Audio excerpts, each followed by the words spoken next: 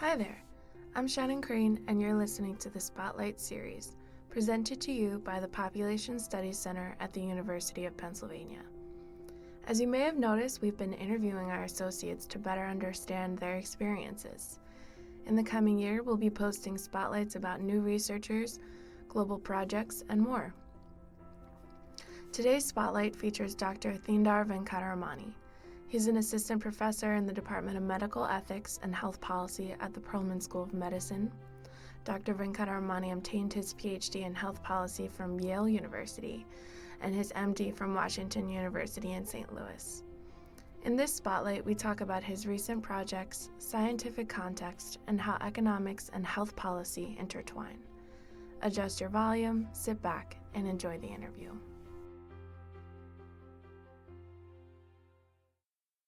What projects are you currently working on? Yeah, so I'm working in two areas, and I'll talk about one that I think is pretty exciting. So I have a number of projects that are trying to understand the relationship between economic opportunity and health. And economic opportunity is really this concept of one's ability to move up the socioeconomic ladder and potentially do better than their parents did in socioeconomic terms. And that's all over the news in terms of the fading American dream and policies to restore upward mobility, but it hadn't really been linked to health outcomes before. And it was really a patient of mine back in Boston 4 or 5 years ago who told me that he wasn't interested in smoking cessation because he didn't see the point. He was never going to leave the station of life he was in.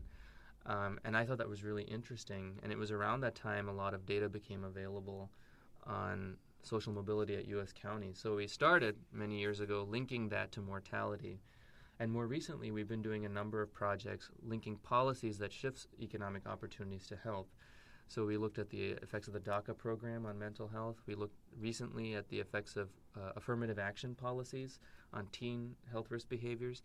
And now we're working on a series of projects that look at the decline of industries and plant closures and how that has shaped the epidemics of opioid use and suicide. So that's the main big area that I've been in thus far. And that's really interesting. Yeah. I read the affirmative action ban in states and risky healthy behaviors amongst minority teens article, and that was really interesting. Thanks. What was your spark for looking into that, and maybe if you could talk a little bit about that? Yeah, study. so I'd love to. So that study looked at these policies or voter referendums or judicial rulings that effectively terminated affirmative action in college and university admissions decisions in 9 states between 1996 and 2013. Presently, 8 states have a ban because Washington just reversed its ban. Mm-hmm. And the reason we had come across that was we had just written this paper correlating economic opportunity in a cross-sectional way to mortality. Mm-hmm. But what we really wanted was a causal story. And affirmative action bans were, like the DACA program, which we had looked at, a very interesting policy that we could leverage as a natural experiment, because ostensibly they do shift the way underrepresented minority teens, or better put, students of color Mm-hmm. who are underrepresented in higher education, would see their futures playing out. Mm-hmm. And there is some research that shows that those bans do reduce the percentage of underrepresented minority students in selective colleges. Mm-hmm. So we thought that this was one good case study for this hypothesis that we had that could tell a causal story. And of course, it is an interesting set of policies in and of itself, given that it's been hotly debated. And usually people look at the educational or socioeconomic consequences of these policies. So the other reason to look at it was, here's a debate that's brewing in the public, and well, what are the parameters of the debate that we should be thinking about? No one thinks about health when they think about social policy debates, yet the health outcome responses among these teenagers was quite remarkable, and Mm-hmm. I would say potentially central to how policies might affect people in terms of their overall well-being. And so that was really the impetus, to get a good causal story, to find a policy that people thought was interesting and that there was a good, healthy debate around, and try to really bring a new angle to how we think about the consequences of those policies. Interesting. Yeah. I mean, it's absolutely fascinating. Thanks. And I think, too, like the process of writing and, like, looking at science and, like, specific studies more, like, contextually with, like, a purpose and an implication of, like, what the study is something that is becoming more prevalent in social science and in medical research, too. And, I was just curious, like, what your thoughts are about that and whether you, when you are, like, looking at data or trying to find something to write about, if you're also thinking about the greater social context of the research. Yeah, I think increasingly I have been. I don't think it's always necessary. Like, I think there's, well, let me put it this way. In the social sciences, we study things that ultimately matter to people in a very tangible and salient way. So it's often what we do is understand how people live the lives that they do and what are the barriers to their flourishing. And those barriers may exist at the individual level, the neighborhood level, or even go out to the broader federal or national policy level. And so I think inherent in social science is this need for relevance. The why do we care about this? That being said, even within social science, I think there's some research papers that are much more policy relevant immediately than others.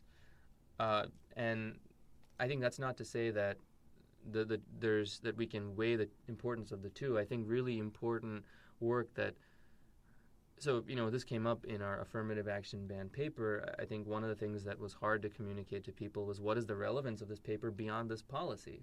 Right. And especially in a political climate like this. And what I would say is the relevance is that if you look at this as just insight into human behavior, I think our behaviors change based on the futures that we think that we'll have. And that doesn't necessarily, that can generalize beyond this one policy. And, we're trying to build that case by looking at many different types of events and policies that affect lots of different people. But I think that, the best science, in my view, the kind of science that like Irma Elo does, for example, is the type of science where there's something immediately policy relevant, but you've come away with an understanding of how humans in general might behave, and what are the circumstances that shape their outcomes, whatever those might be. And that's the kind of balance that at this stage of my career I'm trying to think more about, is how do I blend the policy relevance with the larger question that I think that is important about behavior. Yeah, definitely. Yeah. I mean, like, I couldn't agree more. Yeah. Yeah, and also you mentioned Irma Elo, who is who was the park director, or the Population Aging Research Center director, and I think that she is a special person because she is kind of like, she's a big mentor and also is just kind of a big presence over in McNeil and like at the research centers. So I was just curious, maybe if you could just talk about your relationship with her and like maybe how are you guys working together currently on anything, or? So I'm about to meet with her in a week and a half. Oh, cool. To pitch a couple ideas to her. So, my first 2 years at Penn, part of it was spent in Boston while my wife was doing her chief residency. So I had some really great meetings with Irma, and then many things fell to the wayside when we moved. But I'm really looking forward to picking that up. I think that I can tell you what I'm hoping to learn from Irma, or that I will learn from Irma, because it's almost a certainty that you will learn from Irma. I think just her ability to really, in a rigorous way, find the narrative. It's like she has a magic scalpel. Like, going back to my anatomy class, she just knows how to uncover, I think, the trends that matter in the phenomenon that we care about. And so I think from a scientific perspective, the types of tools that she uses and the way she formulates questions are things that I'm trying to learn. And then the other thing that I think is a more mechanical thing is she's also very successful at getting her research funded. And so that's something I'll have to learn and get better at as I go. And then lastly, given that she's been a mentor to so many people, I think that's a skill that you can learn from your mentor. So trying to see what her method is and what I could use when I work with students will be great too. So I'm really looking forward to connecting more with her this year. Good. Yeah. I'm so excited to hear that. Thanks. Yeah, we have worked with Irma on several grant proposals, and it's one of our questions that we ask people about what their experience with grant applications and kind of the mental process of synthesizing a bunch of ideas to okay, I'm going to ask for money to fund these things or this one thing. And I was just wondering if you had any thoughts about funding or maybe what grants you've applied for and Yeah. So I'm trying to, there's lots of different people to apply to grants to. Right now I have a Career Development Award from the NIH, and I have a grant from the Robert Wood Johnson Foundation. I have another set of grants from the Donahue and RX Foundation, and then I'm on a contract with the Commonwealth of Kentucky to independently evaluate their Medicaid demonstration waiver. So interesting. That's that's three very different sources of funding. And I would like to continue doing that. Partly it's because all of these sources of funding are competitive and you have to cast a wide net. But it also, I think, reaches different audience. So through the work with the Robert Wood Johnson Foundation, which is funding the economic opportunity work, I got to talk about my research at South by Southwest in a pretty large panel, which was a lot of fun. Yeah. I will be speaking with their National Advisory Committee of Scientists tomorrow to talk about our progress on the paper. So it reaches a very, very policy-focused audience, and they've been able to put our paper in the hands of policymakers, which I think is great. Through the NIH, we're trying to continue to build on our work on police killings and their mental health consequences in a number of different directions. So we've applied for some grants there. And I think the Donahue Foundation and RX Foundation work looks at how people view the changes in the Medicaid program that have been proposed around community engagement requirements and some of these personal responsibility policies, how those are viewed and where the support comes from, and how people distinguish between the individual components. And that type of work, I think there's very, very policy relevant, and it's very much about now, and there's a stream of funders that like that. And working with groups like that will allow you to have one stream of research which is immediately tangibly relevant. So I like this mix at the time being. And of course, working for having a grant with the state or federal government allows you to produce research that will be consumed by policymakers right away. And that feels like part of my scientific duty. So I would like to continue this type of portfolio. It'll change from year to year, but on average over 10 years, if I can say that these are the sources of funding that I've brought in and I've produced different products and engaged with different audiences, I think I would have learned a lot and I would feel like my work was more relevant. Yeah, definitely. I mean, I feel like relevance is just the simple idea that your paper and your study is going right to offices of lawmakers is that's amazing. It is. And I mean, a lot of times you don't hear back. Sometimes you do. So the Leonard Davis Institute and their new communications director, Melissa Ostroff, sent the affirmative action paper to Elizabeth Warren's staffer, who responded and thanked us for sending it. And it's on her desk. And it was great. And I think, it's just going to vary who reads it but who doesn't. But the fact that it's getting on someone's desk and might be of interest to people is, I think, what some of the science you do should do that. Yeah, definitely. I think also too the levels of just the systems that exist for science to be then communicated to the public and to lawmakers is foundations do all this work and they have these connections, but then sometimes it's just someone picking up the phone and saying, "Hey, can I send this to you? Will you read it?" Yeah. And I think that's just kind of cool. And I feel like I'm interested personally in having that be more of a goal for some, depending on time and life and all the things. But research should be getting into the hands of our lawmakers and the public too. I think that is something. Yeah. We did a spotlight with Allison Buttenheim, and she talked a lot about anti-vaxxers, and we discussed like some of these things, and it really just is we need people in policymakers that are willing to like actually look at the science and the research. Yeah, I think that's right. The cynical view in this day and age is that it's harder and harder to do that. Well, on the one hand, it's easier because you can tweet stuff to people or whatever it is, right? And they'll see it or they won't. On the other hand, the responses to things I think are also have this kind of soundbite kind of mentality. So there are, you want people to be digging into your paper more, but the reality is that's not how it's going to be. So you have to figure out like what are the 3 things I want people to take away, and then of the 3 things, what is the one thing that I'm going to tell people is the point of this paper. And that's been useful for me to think about, because some of the stuff that I worked on, like the DACA program and affirmative action bans, we started those projects before the 2016 election, but since the 2016 election happened, people view those policies very differently than they used to, and certainly papers on those policies are, people will try to assume that you have a message about them that might be political, in which case, in fact, you may not. Mm-hmm. And so especially in this kind of environment, for researchers to be intentional about how their research is going to be consumed and spend that little extra time after the paper has been accepted to think about how am I going to position this, who am I going to get it to tell the story the way that it should be told. Right. I think that's an important thing. Yeah.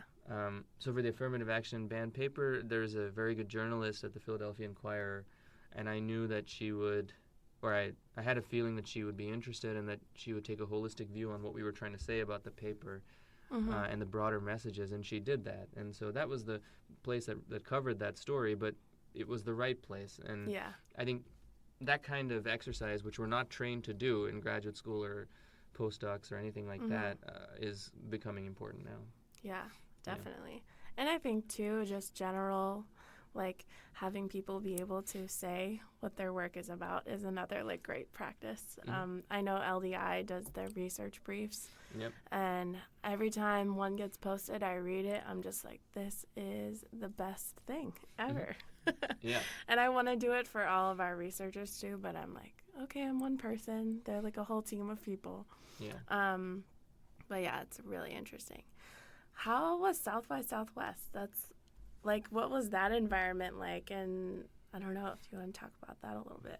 So I'd never been before. It's not an academic conference. But being said, there are tons of ideas floating around there. So I spent a lot of time on going to sessions that were relevant to the work that I was doing. So recently I've become interested in where jobs are going. So they had a lot of sessions on automation, new technologies, workers, and they had some pretty thoughtful leaders. William Hurd, a representative from Texas, was there. He's a Republican. Beto O'Rourke was there. I think he was releasing his film or something like that. But they had some good, thoughtful people coming in from the political arena, meeting with technology folks, talking about, I think, broad trends in the economy. And I found that very riveting and interesting. And it really informed the way I should be thinking about my work, which is that people are assuming that automation, the kind that removes people from the labor force, is a fact. It's what's going to happen. Yeah. And that has kind of pointed me towards the work of now some other economists who are suggesting that it doesn't have to happen that way, and maybe national policy could be designed so that automation is complementary instead of substitutable to workers. Right. So I think that was an idea that concretely came out of South by Southwest through interacting with an audience, which I would never have otherwise. Right. There was a whole health track, which was what our session was part of. And I found people to be very engaged in our session and in some of the others. Some of it was around health system. A lot of it was around health system improvement, what new technologies can do, and things that, as a physician, I'm a little more skeptical about. But I think the work and the topics and the content around the confluence of social factors in health was very good for a conference that was not an academic conference. Yeah. And then lastly, I went to the presidential town hall that launched Mayor Pete Buttigieg. So I Oh, got to see him talk just a few rows away from him. wow. And it was very exciting to be part of that too. And that was, one of the events that was happening at this really bewilderingly large and diverse Yeah. conference. So, yeah, I mean, I think I was there for 36 hours because I didn't want to be away from Yeah. my son for too long. But it was, I didn't think I slept very much. Yeah. Yeah. Yeah, I can imagine.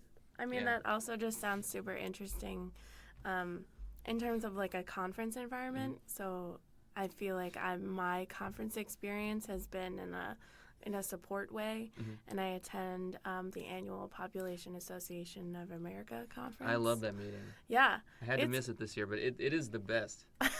I'm so happy to hear you say Yeah. that. That's great. Always after I leave the conference, I'm just like reviewing all of my thoughts and notes because the conversations are like so not intense, but they're just like very active. Like it feels very engaging to be in that environment. Yeah. Even though like I'm not a scientist, I'm not a researcher, but I'm just like, this is fascinating. Yeah. PAA is great because it's not one of the glitzy conferences like some of the medical conferences can be. It's not very big, but it's incredibly rich. And I think that it's a place where people are doing work that's more of theoretical interest. There's people that are doing directly policy relevant work, and I think it's a very good mix that comes out of it. I think it's one of those conferences where I try to tell people in the medical community, like, if you're interested in these issues, you should really be going to that conference. Yeah. Like a third of their abstracts are probably about health, maybe a little more. Oh yeah. Yeah. And it's just think about all the disciplines. If you're going to Society for Epidemiologic Research, if you're going to Society for General Internal Medicine, and you're yearning for a different set of methods, Right. but still overlapping content and some overlapping strategies, you should go to PAA because you're going to get that. It fulfills a need that I think many other conferences don't. So, Cool. yeah. Interesting. Shout out to PAA. Yeah.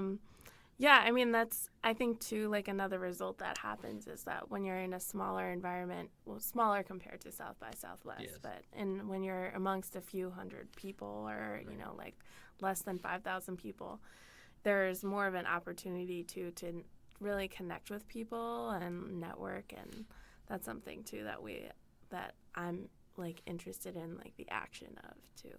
Yeah. So, yeah, I mean, I feel like maybe we should wrap it up a little bit. One fun question that I like to ask people is, can you tell me something about yourself that most people might not know? Sure. What are you looking for? Anything. Anything? Okay. Yeah, so I think I have memorized the 1990s film canon of Harrison Ford somehow because I've made my wife watch all these movies, and I know the words. Wow. And I didn't realize that I had memorized it, but I But you totally do. I have. That's awesome. Yeah. That's a really great one. We've had like beekeepers and scuba divers, but Allison's the beekeeper? Yeah, That yeah. was very interesting. yeah. And Norma's the scuba diver. Yes. Yeah, I don't have talent like that.